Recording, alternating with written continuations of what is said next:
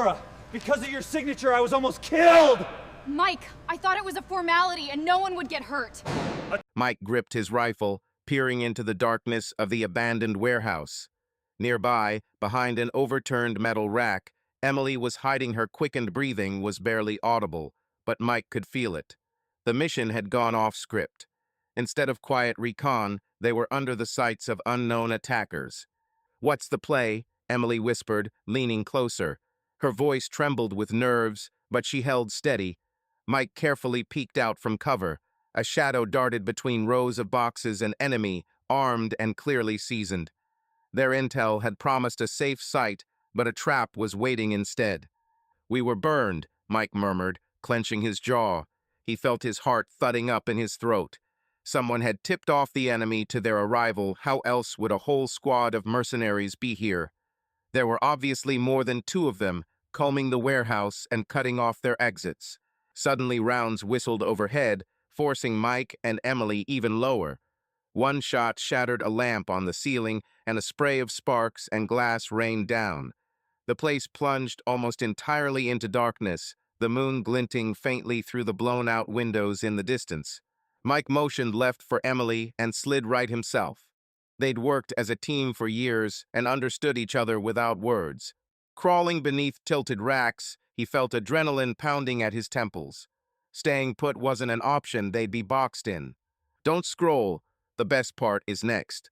Subscribe, hit like, and drop a comment. A few yards ahead, he spotted metal doors to a service exit. If luck held, they could bust out through there. Mike glanced toward Emily and saw she'd clocked the doors too. She nodded.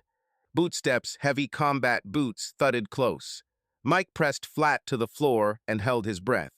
A leg appeared past the rack. Another second, and the hostile would lean down and see them. Mike slid a hand to his belt and drew his sidearm. His heart hammered. There was no other way. "Don't move," Mike barked under his breath. The man froze, let his rifle slip, and raised his hands. Emily surged up too, stripping the weapon away in one swift motion. Moments later, the two operators dragged the unconscious merc into the shadows. "There could be a lot of them," Emily whispered, her back against the cold wall beside Mike. He nodded, listening. Voices drifted from deeper in the building, speaking a foreign language he couldn't place. One thing was clear: both of their lives were in immediate danger. Far off, another explosion rolled. Maybe their transport had been blown to cut off escape. Mike clenched his teeth at the helpless fury. Someone had sold them out. The thought stabbed like an icicle. Someone on their side had steered them into an ambush. But who and why? "We need to get out," he breathed to Emily. "Dead or alive, we're not letting them take us." In the gloom, he saw her eyes flash. She understood. Better to fight to the end than be taken. They burst for the door in the brief lull, while the hostiles shifted lanes and stopped shooting. Mike slammed his shoulder into the heavy metal doors.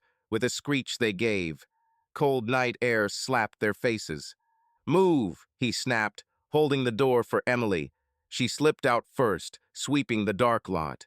Mike followed, not forgetting to grab the captured rifle.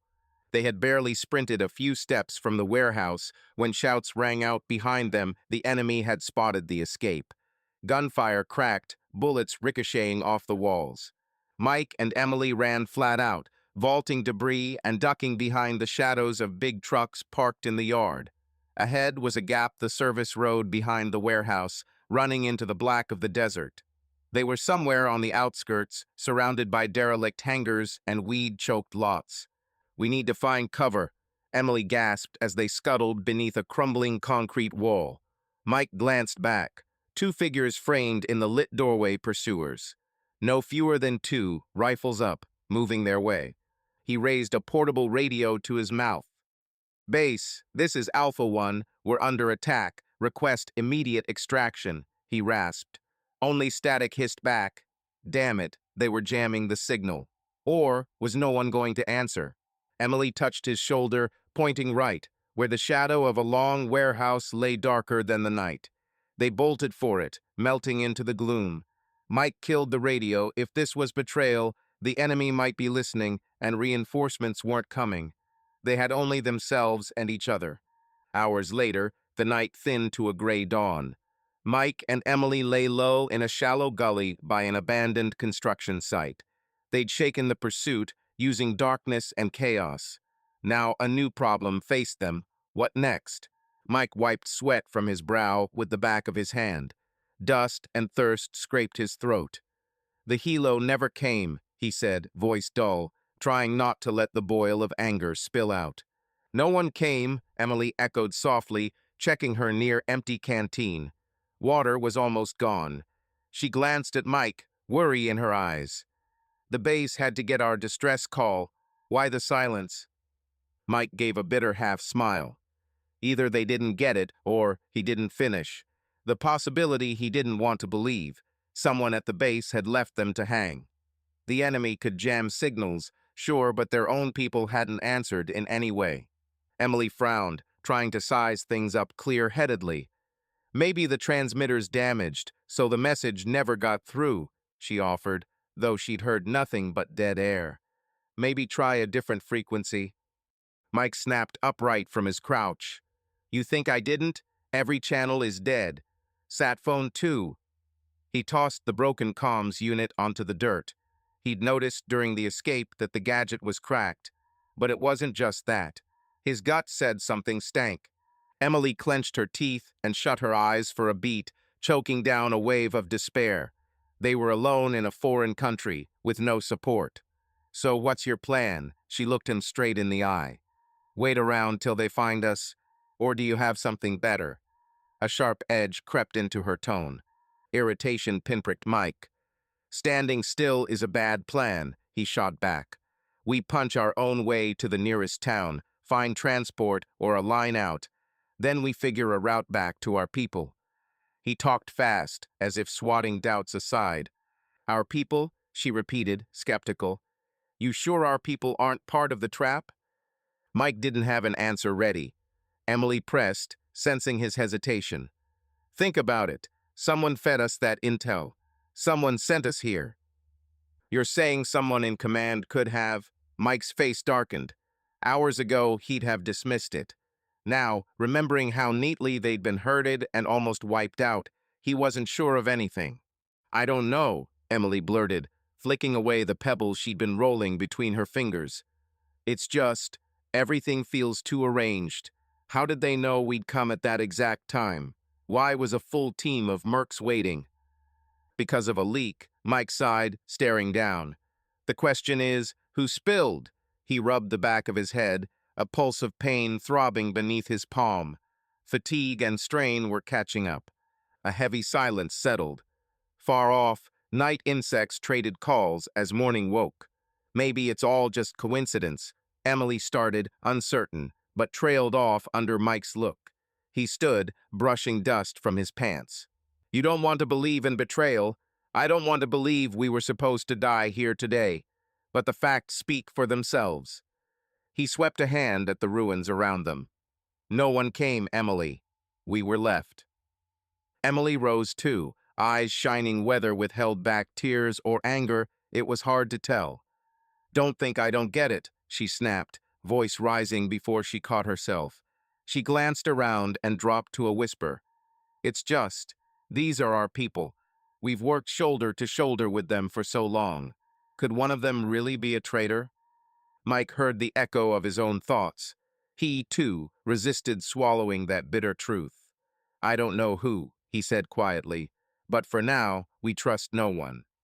His voice shook on the last word, and he turned so Emily wouldn't see the shadow of despair on his face. She stepped closer and rested a gentle hand on his shoulder. Hey, I'm with you. The touch steadied him. Mike exhaled, reining in the surge. Sorry, he muttered, barely audible. Shouldn't have snapped at you. Emily nodded. It's the stress. I'm at my limit too. She tried a faint smile. Here's the move. We make it to town, like you said. Then, we read the situation. Mike met her eyes. In the thin pre-dawn light, her face was worn, smeared with dirt and scratches, but calm. He felt a sharp gratitude that she was there. Okay, he said. Together. They left the gully as the light grew. On the horizon, The shapes of a small town darkened against the sky. They'd have to cover the distance on foot and stay out of sight. On the outskirts, they found an old derelict hangar by a deserted airfield. Exhausted, filthy, and hungry, Mike and Emily chose it as a temporary hide. Twice during the half-day trek, armed men in pickups had almost spotted them, so caution was everything. Deep in the hangar sat an abandoned cargo truck without wheels, but the battery was still intact. Mike fussed with the wiring and managed to juice his radio transmitter. When the static turned into a steady hiss, his heartbeat kicked harder. He tuned a military frequency. Calling base. This is Alpha 1, over. A long pause. Emily sat beside him, fists clenched. At last a voice cracked through the speaker. Alpha 1, this is base. Report. Mike exhaled in relief. He recognized the operations chief, Colonel Gray. Colonel, mission failed. We were attacked by a large enemy element. We need immediate extraction. Several seconds of silence.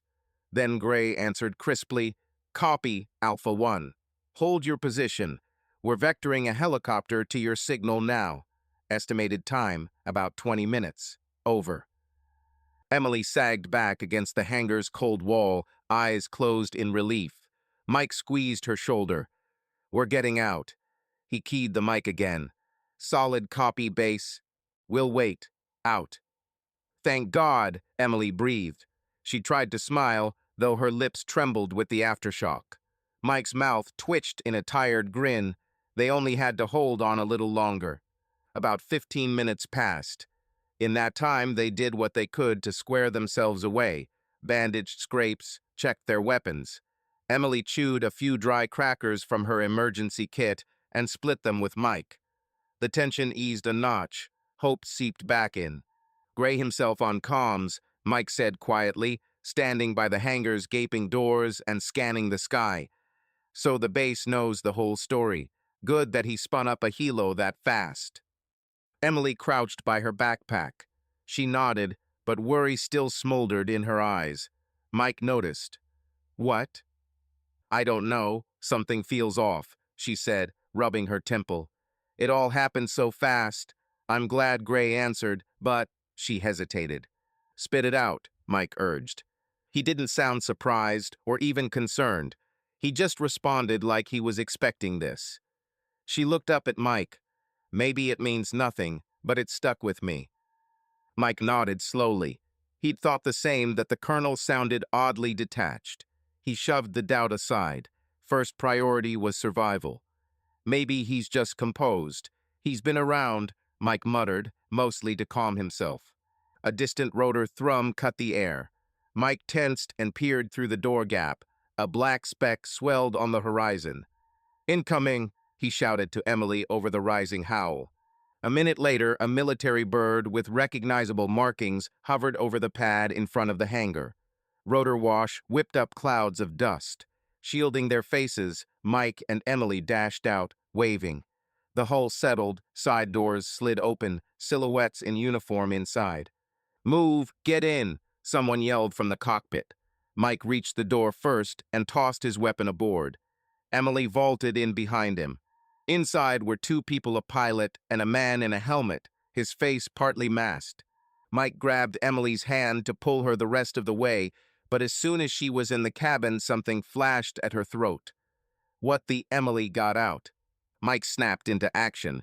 He yanked his pistol and leveled it at the unknown. Back off, he shouted over the engine's roar.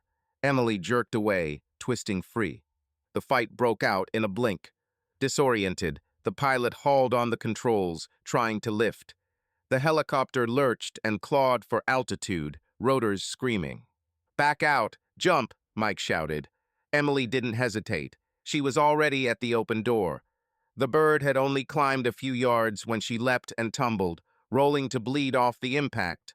Mike slammed down on the rocky ground, skidding, but managed to stop himself. The belly of the helicopter thundered overhead as it clawed upward.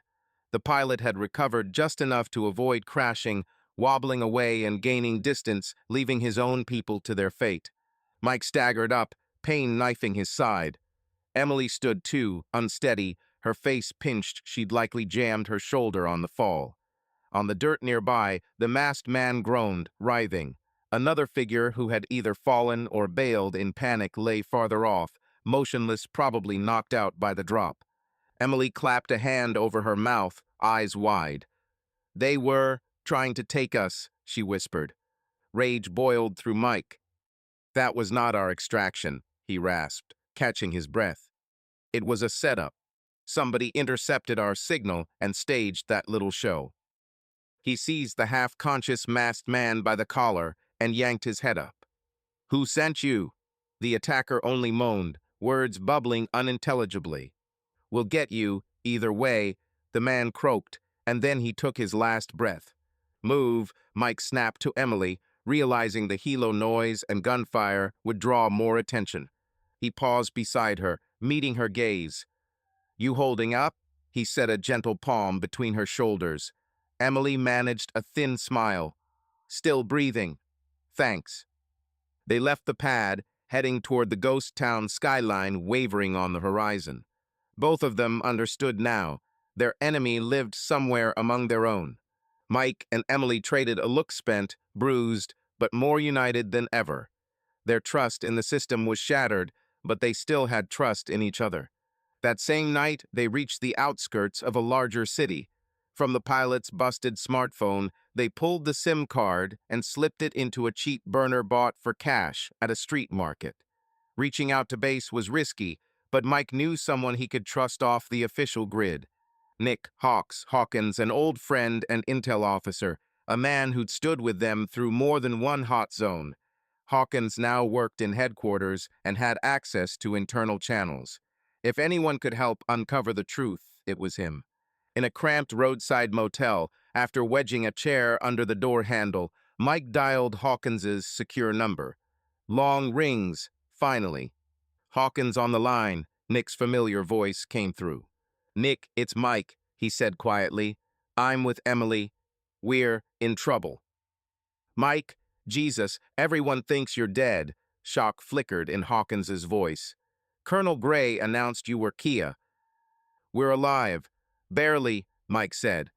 "We were set up, Nick. I think someone on our side is behind it." "Damn," Hawkins muttered. "I felt something was off." As soon as word of the ambush hit, the whole story smelled wrong. Mike laid out the event's ambush, escape, the fake evac call, and the helicopter sting. Hawkins listened without interrupting. At last he asked, "Do you have a safe place to go?" "For now, we're hiding and trying to gather proof," Emily cut in. "Bottom line is to expose the traitor before they get to us." "Understood," Hawkins said, all business now. "Listen, I can get into certain logs and financials on base. I've been sniffing around. Looks like someone's been moving weapons off the books. And that op you were sent on was meant to cover tracks." "Gray?" Mike asked, tension rising. "Not sure," Nick said after a beat. "But one thread points his way. There's something else, Mike." "Say it," Mike snapped, nerves raw. "Your wife," Hawkins said softly. "There are traces of Laura in this." Ice pooled in Mike's gut. "Laura," he managed. "Yeah," Hawkins confirmed. "In the docs I'm reviewing, her account shows activity. She was working with finance reports tied to this operation. Records show changes to weapons supply invoices from her login, like someone was papering over missing stock." "That's impossible," Mike whispered. "Laura doesn't have access to the operational details." "But she has access to the base's finance system," Hawkins countered. "She's in procurement. She might not have known the ops specifics, but fact is, about 2 weeks ago, her account edited digital manifests. I don't yet know what got buried, but it's not good." "You're saying Laura is in on it?" Mike's voice shook. "I'm not saying that for sure," Nick said quickly. "Maybe someone used her account. Or maybe," he exhaled, "maybe she's complicit. I'm sorry, brother, but I have to call it like I see it." "Go on," Mike said after a long beat. "I'll keep pulling the thread," Hawkins promised. "For now, heads up. Tomorrow there's a suspicious transfer. Gear listed as destroyed is being written off. That's in the paperwork. I think they're going to sell it. If you intercept the shipment, you'll have hard proof. You have the location, Emily asked, already set on the course. Approximate coordinates for a depot outside town. I'll drop you a GPS pin to this number, Nick said. But be careful. If I'm right, there'll be guns on site. Got it. Thanks, Nick, and for the Laura intel, Mike said quietly. Hang tough. I'm on comms, Hawkins finished. Watch your six. The line went dead. The motel fell silent again, cicadas scratching outside. Mike sat on the bed, elbows on knees, staring at the floor. Emily sat beside him and said softly, Mike. He scrubbed his face with both hands.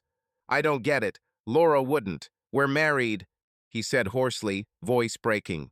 He couldn't picture his wife betraying him professionally or personally. Emily slipped an arm around his shoulders. Maybe it's a mistake. Or she got set up, she said gently, trying to steady him, though worry and anger gnawed at her too. She knew Laura only in passing and had always felt a chill from her, but this wasn't the moment for bias. One thing's clear, we have to track those crates, Emily went on quietly. If we learn what's in them and where they were headed, a lot will come into focus. Mike nodded, still staring at the floor. Laura's face hovered in his mind, her smile, her voice. Could she really have sold him out? There were no answers yet. You're right, he said at last. We finished this. They barely slept. A plan formed fast. Reach Hawkins's marked site before dawn, watch the transfer, and gather evidence. Under the weak lamp, Emily cleaned her weapon in silence, glancing at Mike. He studied the phone's map and plotted a route. When the window began to gray, Mike spoke suddenly. Emily. What? She looked up. If it turns out Laura, you know, he trailed off. Emily set her hand on his. Not now. Stay on the op. We'll talk about the rest when it's over. Mike managed a thin smile. Thanks. She didn't need explanations, she already understood. By early morning, Mike and Emily were dug in on a scrub-covered rise with a clear view of an old military depot. At about 6:30 in the morning, a military truck rolled up to the gate. It's on, Emily whispered, tightening her pack strap. Through his binoculars, Mike watched two uniformed men climb out. Two more opened the depot gate from inside. Minutes later, wooden crates started coming out and onto the truck bed. Weapons, Mike guessed, catching the telltale shape of long crates. He handed Emily the glass. Emily looked. On one crate, she made out a stenciled serial and the marking for destruction. She nodded to Mike Hawkins's lead was checking out. Plan, she breathed. Mike had already run the options in his head. Snatching the paperwork and at least part of the cargo would be great, but the main thing was staying alive. We'll creep in from that side, he said, pointing to the warehouse's rear where a section of wall had collapsed. I'll slip inside and try to take down whoever's in there, quiet-like. You cover me from outside, then we grab the truck. Emily squeezed his forearm.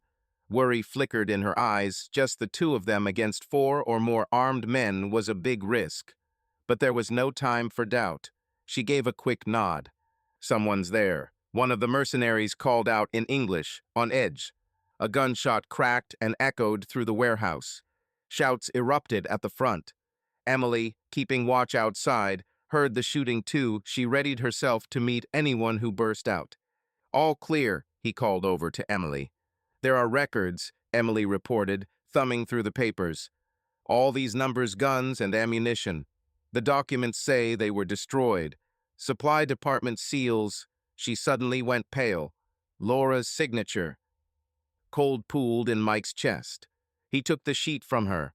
On the disposal report for the equipment was his wife's neat signature, Laura G. Thompson. His heart thudded. There was no room left for doubt.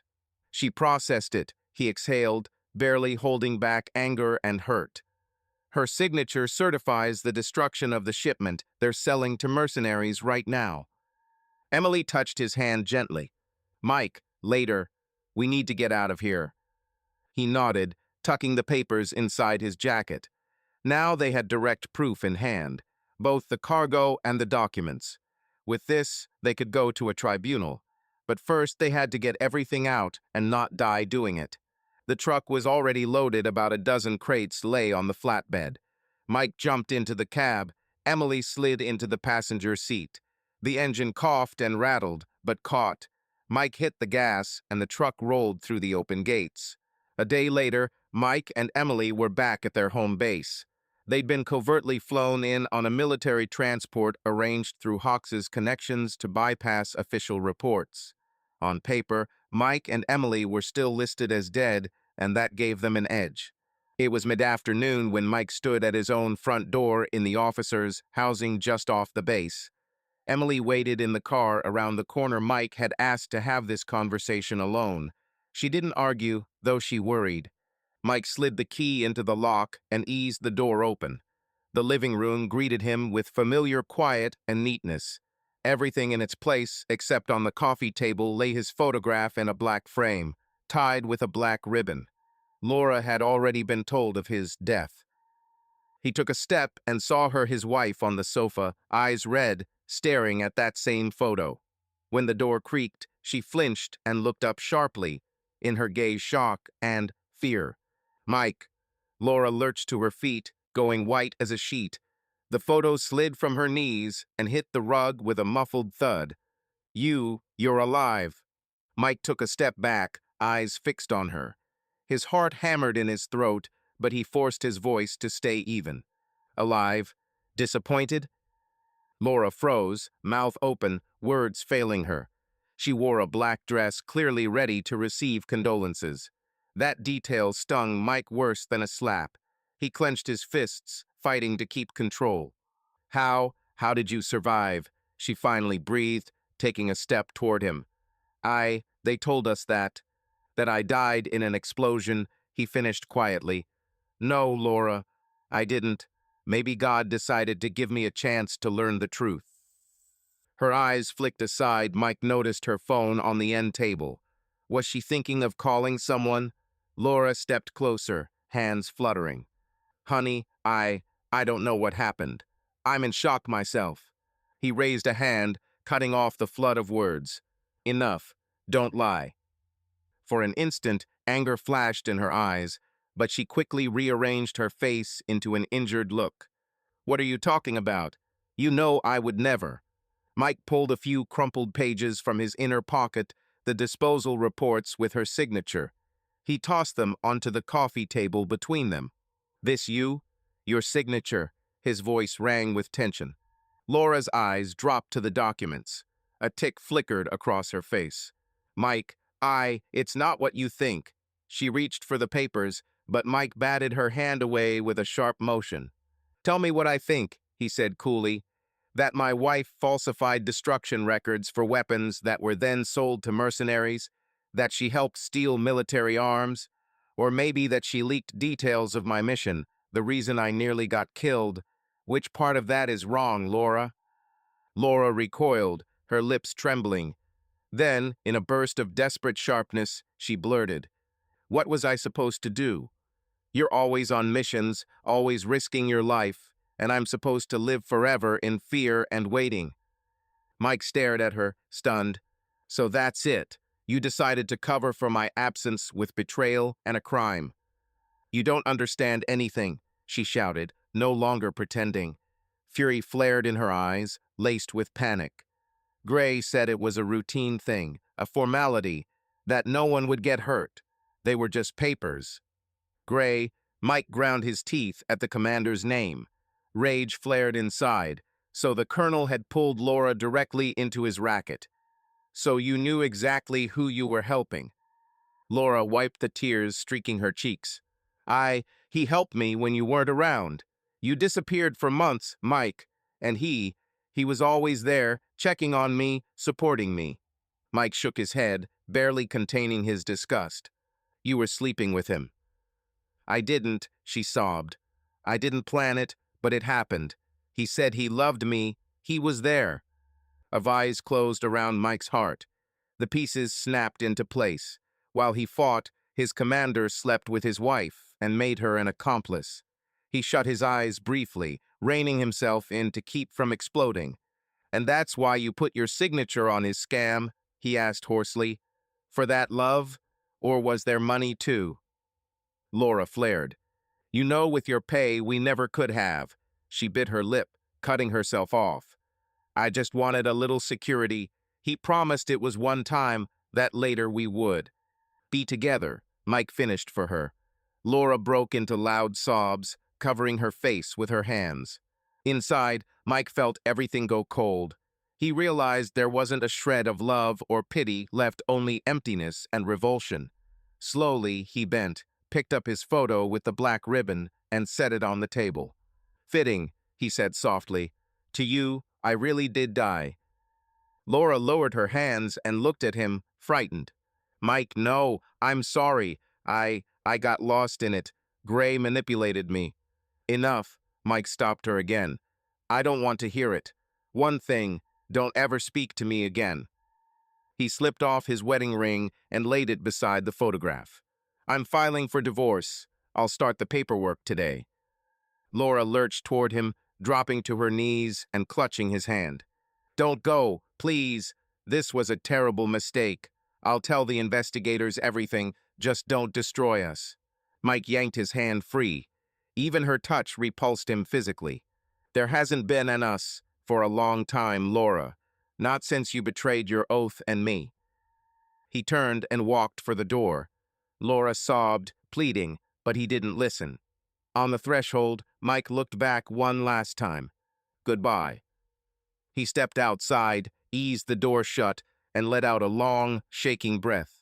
Emily jumped out of the car and hurried to him when she saw him on the sidewalk. He was barely on his feet. Adrenaline alone had kept him upright, and now his strength was draining away. Emily pulled him into a silent hug.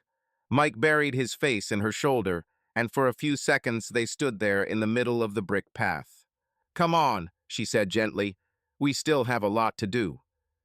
Mike nodded, swiped his sleeve across his eyes, and pulled himself together. The pain of loss was already giving way to a steely resolve. He would see this through.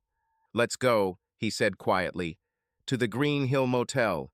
Delgado will be waiting for us at 7.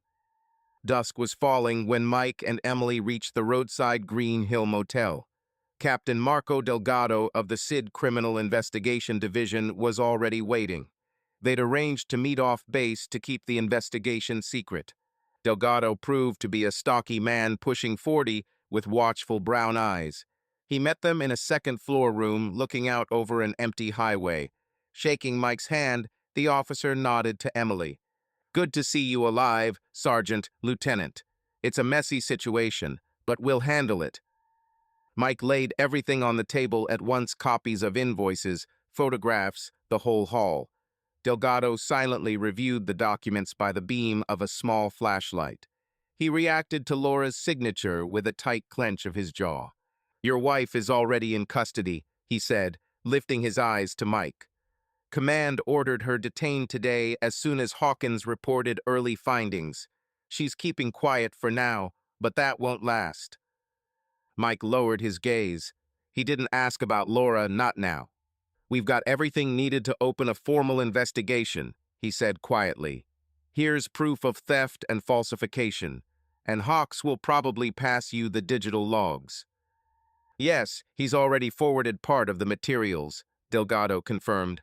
Emily shared a look with Mike and nodded. "We're ready to give statements. Everything we know." Delgado gathered the papers into a folder and tucked the photos inside with care.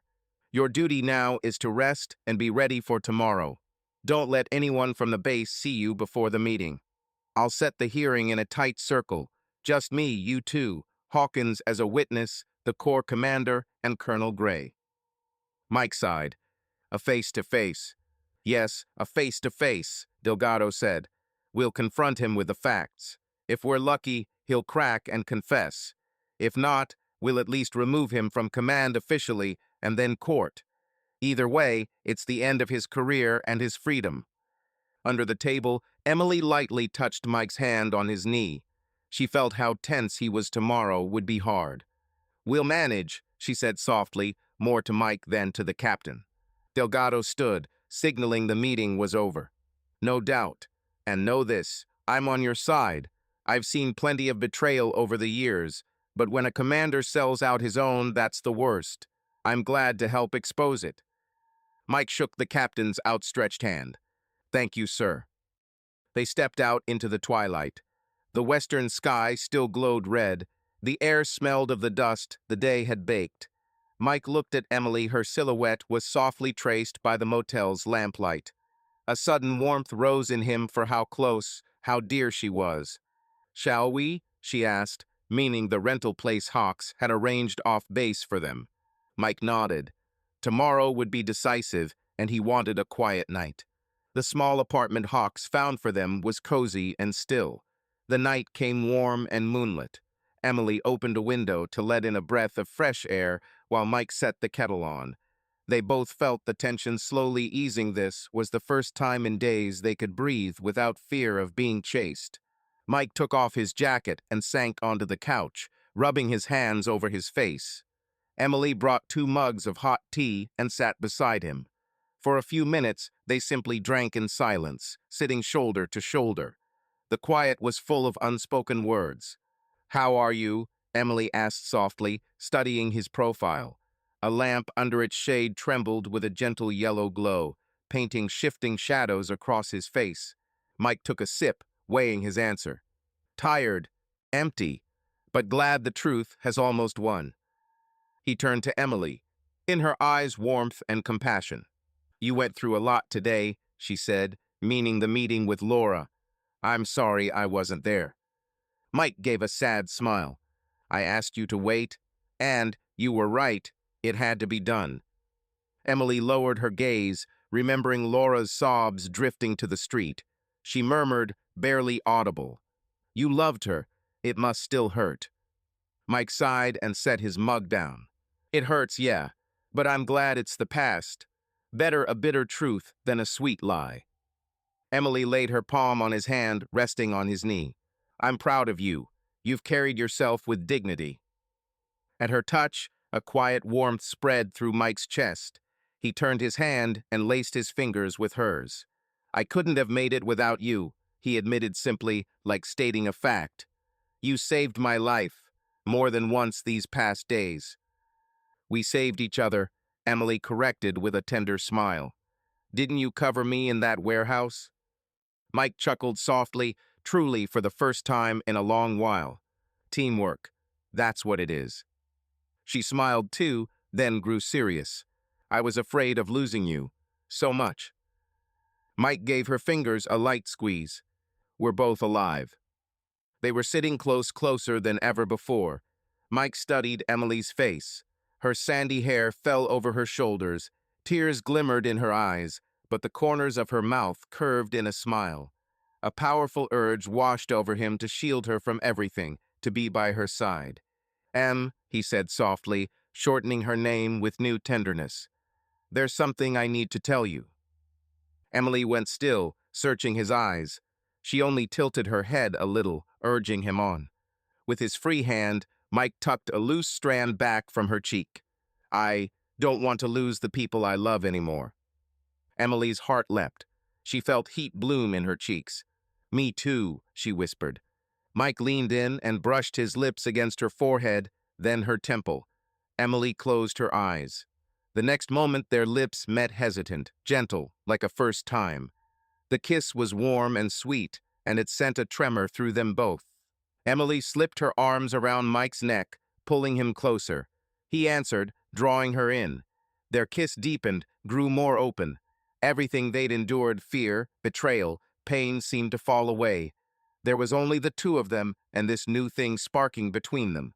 Mike didn't rush. He watched Emily, asking with his eyes, and she nodded softly, smiling through tears of joy. Their lips found each other again. The kisses grew hotter.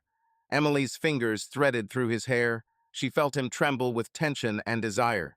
Mike stood, still kissing her, and Emily rose with him. They moved slowly to the bed, bathed in the soft glow of a street lamp through the curtains. Gently, Mike's hands traced her waist, sliding toward the clasp at her belt.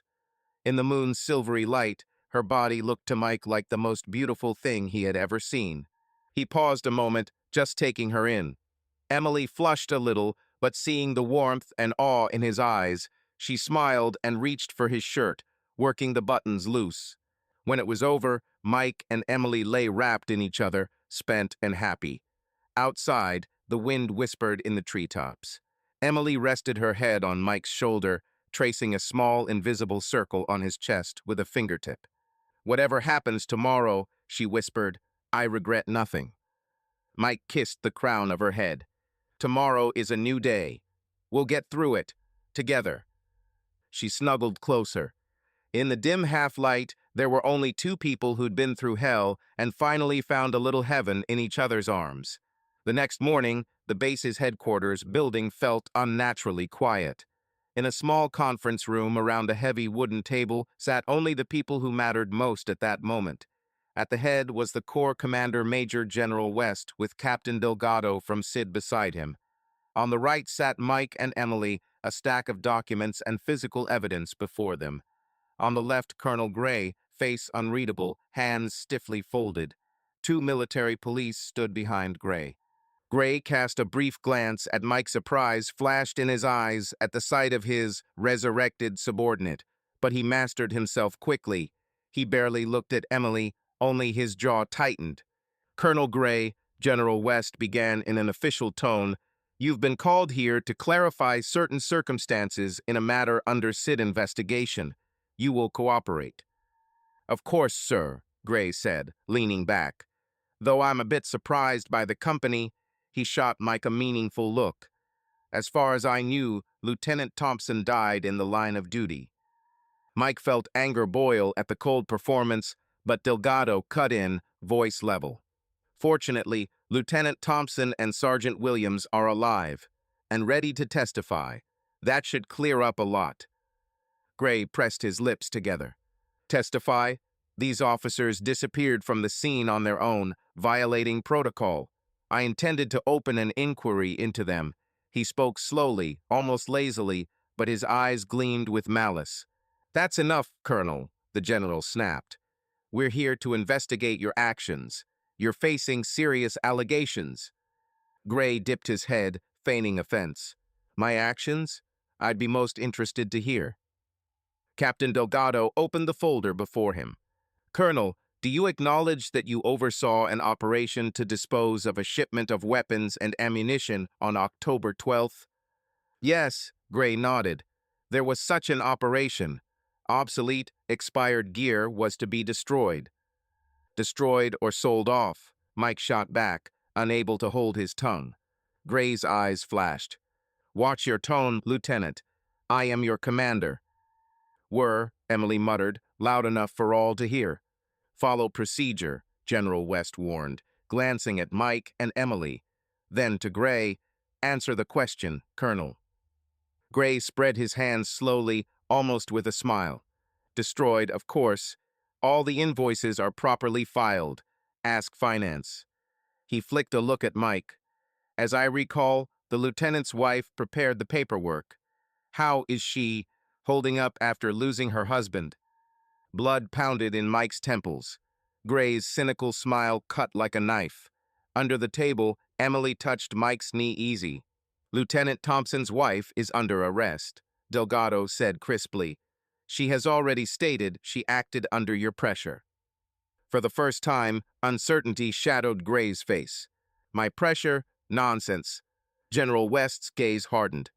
"We have a signed statement from the civilian, Laura Thompson, stating you directed her to sign disposal reports, promising payment, and manipulating a personal relationship. She has admitted her guilt." Gray scowled. Silence pressed down like the hush before a storm. Then he gave a contemptuous snort. "A personal relationship. So that's the line. Fine." He turned directly to Mike, savoring the jab. "Yes, Laura and I had an affair. I'm afraid your wife didn't value you much, Thompson." Mike felt the blood beat in his skull, but he held his tongue, fists tight in his lap. Gray turned back to the general. "But that has nothing to do with this. She signed what was true. The gear was destroyed. If she's spinning tales now, She's saving her own skin. Captain Delgado smiled without warmth. Strange, then, that we have photos and samples of the very gear supposedly destroyed. Take a look. He nodded to Emily. She laid out several photos crates with serials, internal weapons packaging, and slid them to Gray. These were taken in an old warehouse outside town.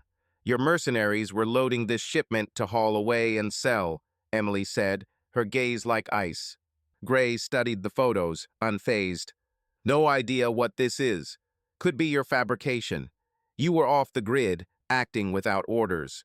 Who knows where you picked up this hardware? Mike shoved another page toward him, the invoice found in the truck's cab. And did we fabricate this too? An invoice for the sale of weapons, signed by an Omar Nasiri, your middleman, as far as we know. And here's your signature, Colonel, on the export authorization. Gray glanced down, and this time the color drained from his face. He grabbed the paper. What the? We know everything, Mike said flatly. Gray slammed a fist on the table and lurched to his feet. Lies. You are nothing. You violated the chain of command, you. Sit down, Colonel, General West thundered. Gray sank back, but madness simmered in his eyes. He understood he was cornered. The general spoke quietly. Marco, read the formal charges. Captain Delgado stood. Colonel Harry Gray, you are hereby preliminarily charged under the Uniform Code of Military Justice with treason, unlawful sale of weapons, attempted murder of subordinates, and falsification of documents. Gray exploded. How dare you, you whelp, he spat. I'm a hero of campaigns. I earned this money and this power. The system forced me pennies for pay and brass that doesn't care. You're all hypocrites. As he ranted, his movements grew jerky. The military police stiffened. Suddenly, Gray's hand plunged to his waistband. Gun! Emily shouted. Gray whipped a pistol toward Mike, but didn't get a shot off. Emily slammed the table to spoil his aim, and a round cracked into the wall just over Mike's shoulder. Another shot rang out this time from the doorway. Remove him, General West ordered, rising, and call a medic. The MPs practically hauled Gray away. He sagged, broken in body and will. On the threshold, he flung one last snarl at Mike. This isn't over, you hear me? Mike stood, chest heaving as the adrenaline ebbed. He didn't answer. The door shut behind Gray, and for the first time in a long while, Mike felt a sweeping relief. Silence fell, broken only by Delgado. We'll refer this to a tribunal. I think there's no doubt left, he said, looking to the general. General West nodded slowly, eyeing the bullet hole in the wall. None. Thompson, Williams, you distinguished yourselves. We owe you for exposing a serious crime. Just did our duty, sir, Mike replied.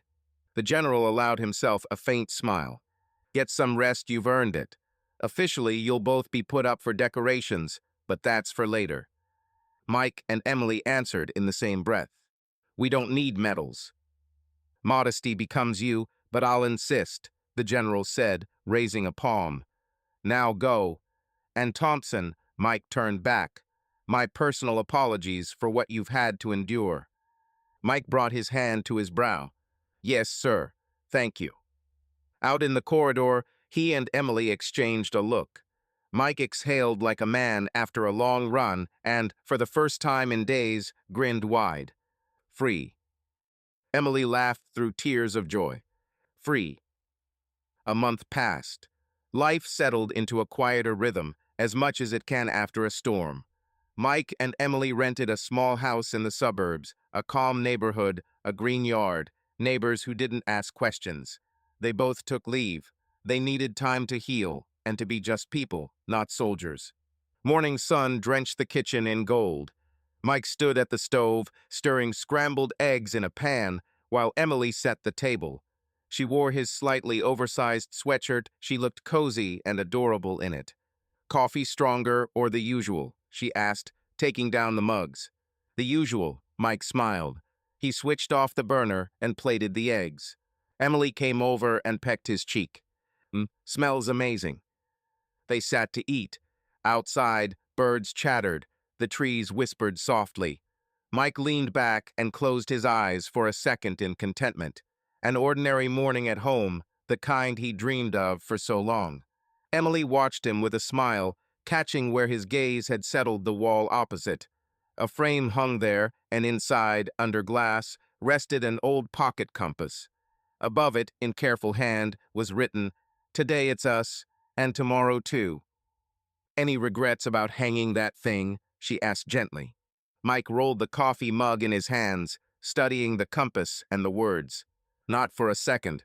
Best motto for us," he said. "Whatever life throws at us, what matters is that we're an us today, and we will be tomorrow." Emily chuckled softly. "You know where that line comes from? My granddad told my grandma that every day they were together for life." Mike slipped an arm around her shoulders. "We will be too." She rested her head against him. "Today it's us, and tomorrow too." Mike kissed her hair. Gratitude welled up in him for this quiet moment for the woman beside him who had walked through fire with him and hadn't let go. A phone chimed on the windowsill. Emily glanced at the screen and smiled. "Hawks says Gray's sentence is life, and he sends his regards." Mike nodded. He earned it. He looked back to Emily. "So what's our plan today?" She pretended to think. "We could take a walk in the park, or finally sort that bookshelf, or stay home and do absolutely nothing together." Mike laughed. "You know, I like that last one." "Me too," Emily winked. They finished their coffee, savoring the laziness. Then Mike stood and held out a hand. "Come on, let's do nothing on the couch."